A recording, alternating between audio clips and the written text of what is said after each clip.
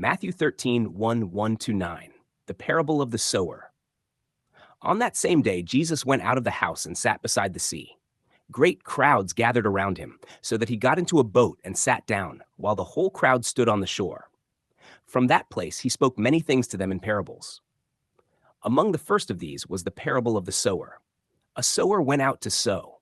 As he sowed, some seeds fell beside the road, and the birds came and devoured them. Other seeds fell on rocky places, where they did not have much soil, and immediately they sprang up because they had no depth of soil. But when the sun had risen, they were scorched, and because they had no root, they withered away. Other seeds fell among thorns, and the thorns came up and choked them. And other seeds fell on good soil and yielded a crop, some 100-fold, some 60, and some 30. He who has ears, let him hear. This parable is spoken within the historical setting of Jesus' ministry to Israel in the first century. The kingdom of heaven had drawn near, and the message of the kingdom was being proclaimed throughout the land. The sower represents the proclamation of that message, the announcement that God's redemptive work, the law and the prophets, was now arriving through the Messiah. The seed is the word of the kingdom. It is the declaration that the long-awaited fulfillment of God's covenant promises had come. The prophets had spoken of a time when righteousness would be established, sins would be removed, and God would dwell with his people in a new covenant reality. In the ministry of Jesus, that message was being scattered widely throughout Israel.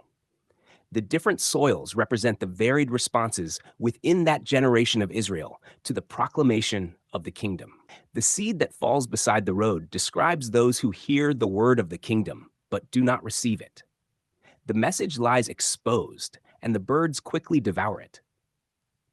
In the imagery of the parable, the birds symbolize the removal of the message before it takes hold. Within the historical setting, this reflects the hardened condition of many within Israel, whose hearts were closed to the announcement of the kingdom. The word was heard outwardly, but did not penetrate inwardly.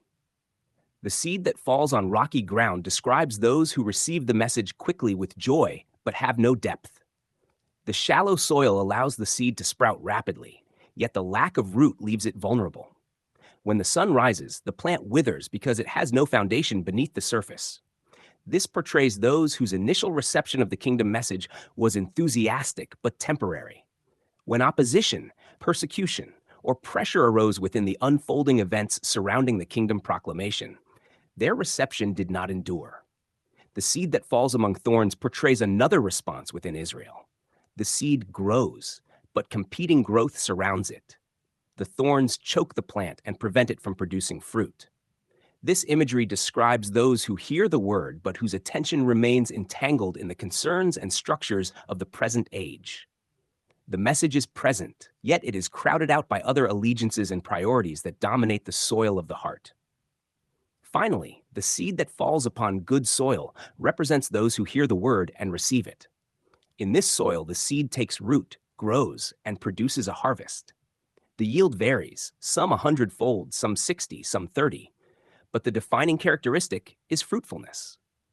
The message of the kingdom takes hold and produces the result intended by the sower. Within the larger narrative of the Gospel of Matthew, this parable introduces the nature of the kingdom's arrival in that generation. The kingdom did not appear through immediate universal acceptance, but through the scattering of the message among a people whose responses differed widely. Some rejected it, some received it only briefly, some allowed it to be crowded out, and others embraced it and bore fruit. The parable therefore reveals the unfolding process by which the message of the kingdom moved through Israel as the age of the law and the prophets approached its fulfillment.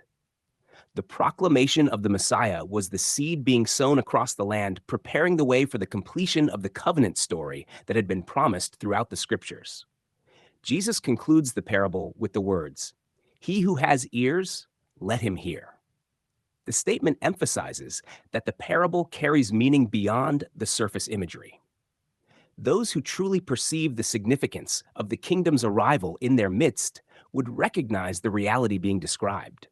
Thus, the parable of the sower presents the proclamation of the kingdom, The varied responses within Israel and the eventual fruit produced through those who received the word as the fulfillment of God's long promised redemptive work unfolded in that generation.